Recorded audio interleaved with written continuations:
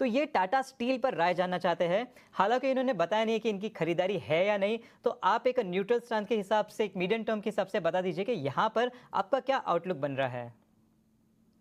जी बिल्कुल अंश, यहाँ पे अगर हम टाटा स्टील की बात कर रहे हैं तो डेफिनेटली स्ट्रक्चर के अंदर एक हॉल्ट देखने को मिला, जो कि स्वाभाविक था। जो पिछले दिनों में कुछ यहाँ पे गिरावट जो देखने को मिली उस हिसाब से, बट यहाँ पे सबसे अच्छी बात ये है कि इस स्टॉक ने यहाँ पे अपना स्ट्रक्चर को ब्रेक डाउन नहीं करा है, स्ट्रक्चर को हॉल्ट करा है।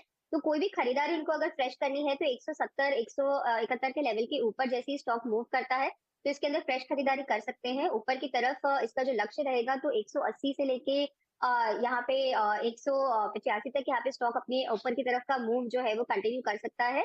स्टॉप लॉस का खास करके ध्यान रखें, 170 के ऊपर एंट्री करने पे 164 164 का यहाँ पे स्टॉप लॉस बनता है। पावर और इसके साथ ही उन्होंने ओला इलेक्ट्रिक, इन पे नजरिया जानना चाहे, क्या करना चाहिए। जी मैं ओवरऑल पावर सेक्टर पे हमारा बहुत ही बुलिश व्यू है। और अगर हम टाटा पावर की बात करें तो टाटा पावर एक बिजनेस ट्रांसफॉर्मेशन फेज से गो थ्रू कर रहा है।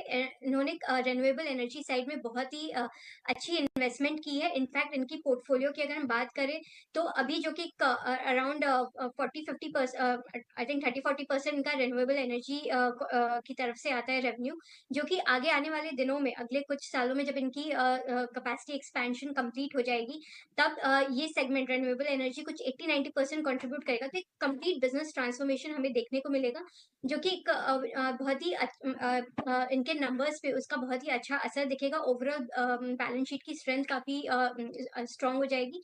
तो टाटा पावर पे हमारा बहुत ही बुलिश व्यू है और इसे पोर्टफोलियो में लंबे समय के लिए होल्ड करना चाहिए। 530 का हमारा इसमें लक्ष्य है।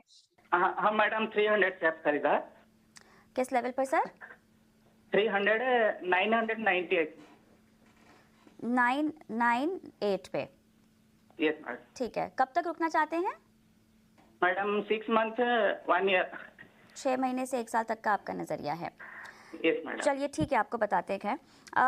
ध्वनि, पिछले 1 महीने की अगर हम परफॉर्मेंस देखें तो ऐसा लग रहा है कि थोड़ी सी बैक ग्रिप में ये स्टॉक आता हुआ दिखाई दे रहा है, लगभग 13.5% तक का डिप कीमतों में। और मेरे ख्याल से एक जो हमने लेवल छूता हुआ देखा था 1100 के आसपास का, उसके बाद से तो लगातार नीचे ही है। इनकी बाइंग प्राइस हालांकि 998 है। 6 महीने से लेकर 1 साल तक का नज़रिया है इनका, इतना समय देना चाहते हैं। कोई ट्रेंड रिवर्सल और एक स्ट्रॉन्ग बेस कहाँ पर फॉर्म होता हुआ दिखाई दे रहा है स्टॉक का?